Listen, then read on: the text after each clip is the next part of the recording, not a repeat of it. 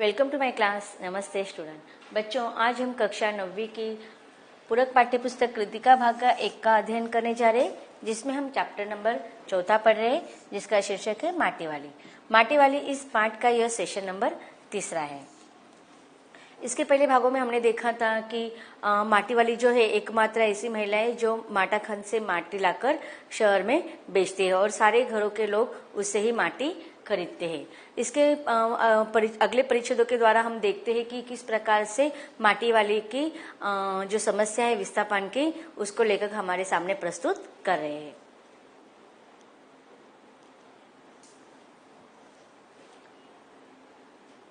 अब तक हमने देखा था कि जो घर की मालकिन है उसे 2 रोटियां दे देती है, उसमें से माटी वाली 1 रोटी खा लेती है चाय के साथ और फिर 1 रोटी अपने पति के लिए बचा कर रखती है। फिर वो दूसरे घर पर चली जाती है, वहां पर भी माटी खत्म हो जाती है तो वो कहती है कि कल जरूर लेकर आना और कल हर हालत में मिट्टी ले आना। इस आदेश के साथ वह रोटियां उसको 2 रोटियां वो मालकिन माटी वाली को दे देती है। उन्हें भी उसने अपने कपड़े में एक दूसरे छोर में बांध लिया।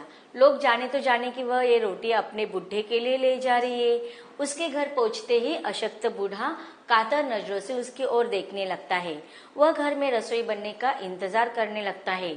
आज वह घर पहुंचते ही 3 रोटियां अपने बुढ़े के हवाले कर देगी। रोटियां को देखते ही चेहरा खिल उठेगा बुढ़े का। अब देखिए, घर में 2 ही लोग हैं, एक बूढ़ा पति जो बीमार है और माटी वाली। अब बूढ़ा पति तो कुछ काम नहीं कर सकता है, इसलिए 2 वक्त का खाना जुटाने का कार्य केवल मात्र उस माटी वाले को करना है। अब वो बहुत ही सुबह जल्दी उठकर माटी खाने से माटी लाकर शहरों में जाकर बेचते है, तो घर आने में उसको देर हो जाती है। तो इसलिए उसका बीमार जो अशक्त बूढ़ा पति है वह उसकी तरफ उसके आने की तरफ नजर लगा कर बैठता है, क्योंकि उसको भी दिन भर कुछ खाया नहीं होगा तो उसको भी भूख लगी होती है। और जब वो घर पर आती है तो घर में रसोई बनने का इंतजार करने लगता है वह। और घर पहुंचते ही अब वो रास्ते में जा रही है, रास्ते में सोच रही है कि घर पहुंचते ही वो अपने पति को 3 रोटियां बूढ़े के हवाले कर देगी। और जैसे ही रोटियों को बूढ़ा देखेगा तो उसका दिल खुश हो जाएगा, खिल उठेगा, क्योंकि अब दिन भर भूख से वह परेशान होता रहेगा होगा। और अचानक से 3 रोटियों को देखकर, तो देखो इन बातों से पता चल रहा है कि आज उसको 3 रोटियां मिले, लेकिन रोज 3 रोटियां मिलती होगी नहीं, तो कभी कभार 1 रोटी में भी उनको दोनों को अपना पेट भरना पड़ता होगा।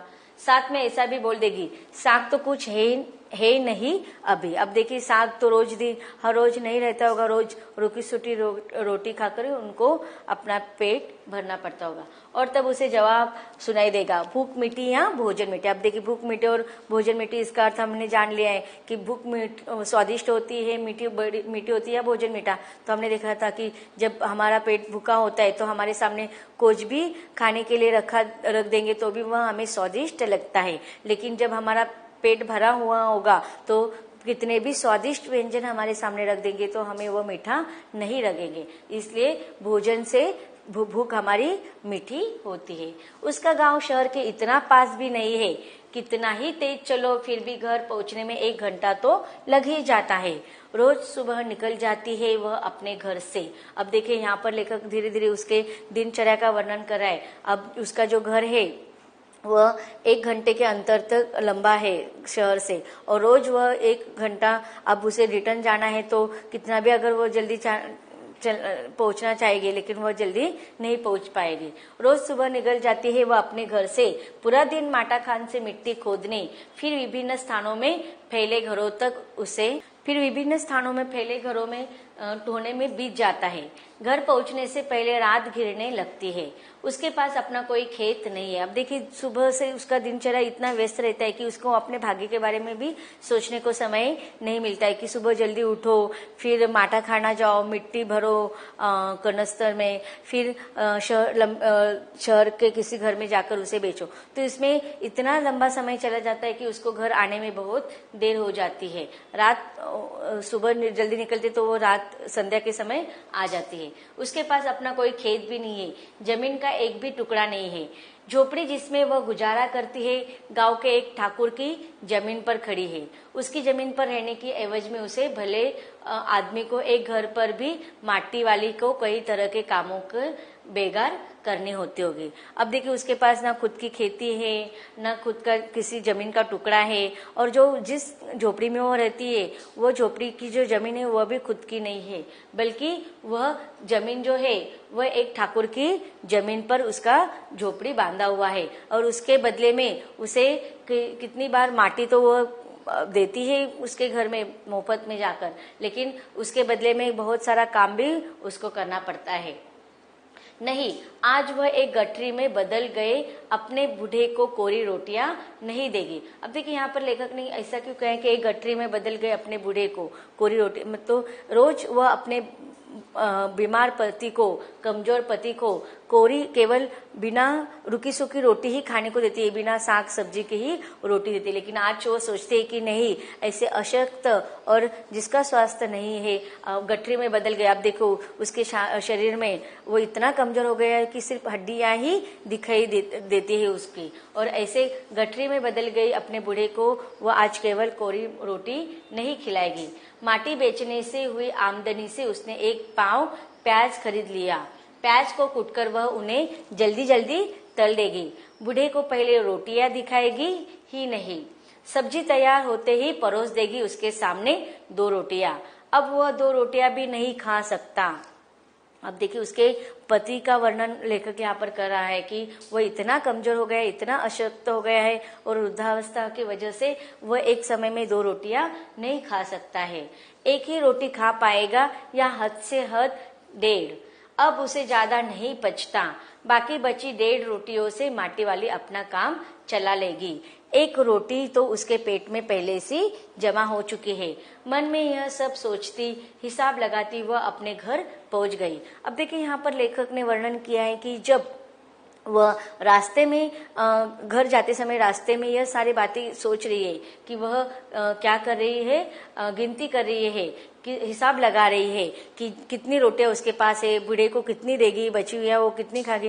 तो इस प्रकार से वो लेखक ने वर्णन क्यों किया है, क्योंकि यहाँ पर उस माटी वाले की विवशता का वर्णन किया है, कि उसके परिस्थिति का वर्णन किया है।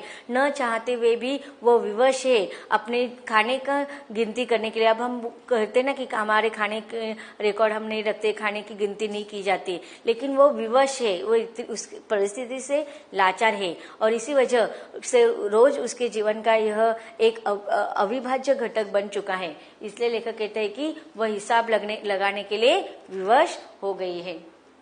उसके बूढ़े को अब रोटी की कोई जरूरत नहीं रह गई थी। अब देखिए इसके अगले परिच्छेद में लेखक क्या करे, एक तरफ वो रास्ते से आते हुए गिनती कर रही कि अपने बूढ़े को वह आज 2 रोटियां देगी, रोटियों के साथ वह सूखी रोटी खाने के लिए नहीं देगी, उसके साथ कुछ ना कुछ वह सब्जी के रूप में, प्याज के रूप में तलकर उसको दे देगी। और इस प्रकार जब वो सोचती हुई जाती है तो घर पर जाकर क्या देखती है कि उसके बूढ़े को अब रोटी की कोई जरूरत नहीं थी। क्यों? क्योंकि उसके बूढ़े की मौत हो चुकी थी। माटी वाले के पांव की आहट सुनकर हमेशा की तरह आज वह चौंका नहीं। उसने अपनी नजरें उसके ओर नहीं घुमाई। घबराई हुई माटी वाले ने उसे छूकर देखा। वह अपनी माटी को छोड़कर जा चुका था। तो देखो रास्ते में वो इतना सोच रही है अपने पति के लिए ऐसा बनाऊंगी, इतनी रोटियां देगी, लेकिन जैसे ही घर जाती है तो वो क्या देखती है कि रोज की तरह जब उसका आहट सुनकर उसका पति चौंक जाता था, तो लेकिन आज वह चौंका नहीं था। उसने अपनी नजरों से उसकी तरह नहीं घुमाई थी, और घबराई हुई माटी वाली ने जब उसको छूकर देखा तो वह इस दुनिया को छोड़कर चला गया था। इसलिए लेखक कहते हैं कि आज उसके बूढ़े को अब रोटी की जरूरत नहीं थी। टिहरी बांध पुनर्वसन के सांप ने उससे पूछा कि वह रहती कहाँ है। अब देखिए यहाँ पर लेखक ने पहले परिच्छेद में उसकी विवशता के बारे में बताया है, उसके पति की मृत्यु हो चुकी है। तो अगले परिच्छेद में लेखक ने उसकी पुनर्वसन की या विस्थापन की समस्या को सामने रखा है कि टिहरी बांध का पुनर्वसन के सांप उसके साथ सवाल जवाब करे।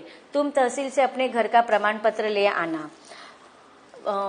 माटी वाली कहती है कि मेरी जिंदगी तो इस शहर के तमाम घरों में माटी देते गुजर गई साहब। माटी कहाँ से लाती हो? माटा खान से लाती हूँ माटी। वो माटा खान चढ़ी है तेरे नाम? अगर है तो हम तेरा नाम लिख देते हैं।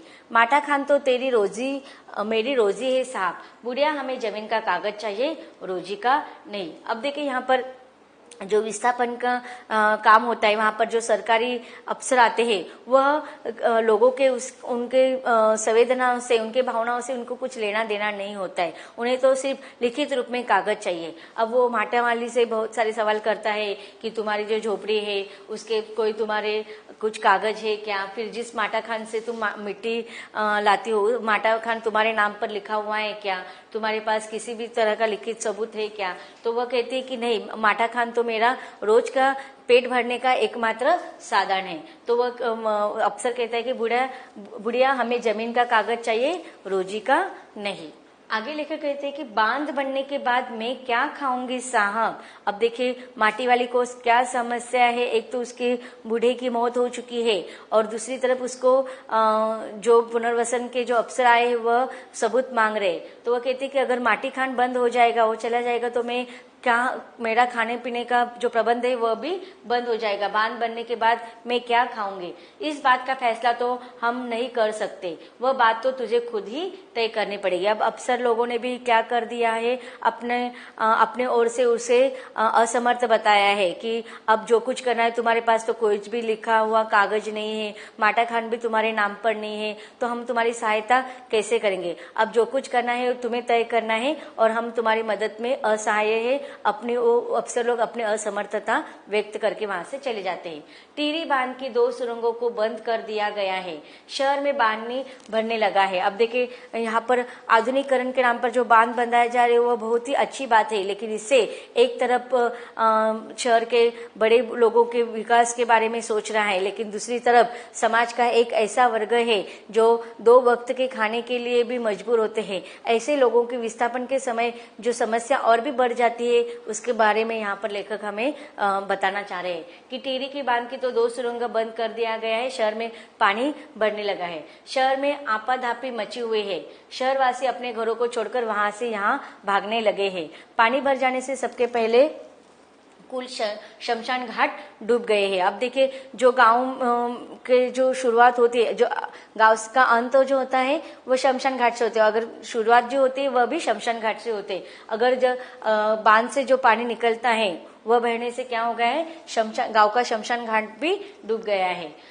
माटी वाली अपनी झोपड़ी के बाहर बैठी है, गांव के हर आने जाने वाले से एक ही बात कहती जा रही है, गरीब आदमी की शमशान नहीं उजाड़ना चाहिए। अब देखिए माटी वाले के सामने तो रोजमर्रा के बहुत सारी वह समस्याओं से झगड़ रही है। 2 वक्त की खाना जुटाने की समस्या से वह जुट रही थी। एक तरफ उसके बूढ़े अस्वस्थ पति की मौत हो चुकी है, दूसरी तरफ उसका जो रहने का स्थान है वह भी उसके हाथ से जा रहा है, तीसरी तरफ उसका माटा खाना जो उसके रोज खाने का प्रबंध करने वाला एकमात्र साधन था वह भी हाथ से चला गया। और दूसरी तरफ क्या हो गया है, बांध के पानी से शमशान भी डूब गया है। अब उसके सामने सारे लोगों के सामने समस्या थी कि वह नए अपने निवास स्थान का या आश्रय का किस प्रकार से प्रबंध करेंगे। लेकिन माटी वाले के सामने क्या समस्या थी कि उसके बूढ़े की जो मौत हो चुकी है उसके